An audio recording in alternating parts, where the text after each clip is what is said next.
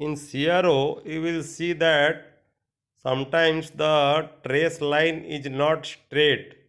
As shown to you, here the trace line, you see it is not straight, it is not coinciding with the x-axis, not parallel to x-axis. So you see there is a trace rotation knob.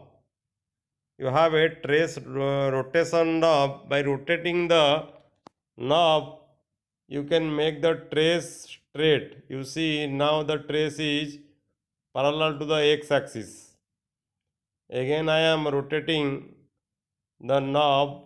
You see, again I am rotating the knob, and now the trace will be slant. It will not be straight. You see, now the trace line is not straight, it is slant. Again I am rotating. You see, again I am rotating the trace rotation knob. Now it is again straight. So in this way you can make the trace straight. Thank you.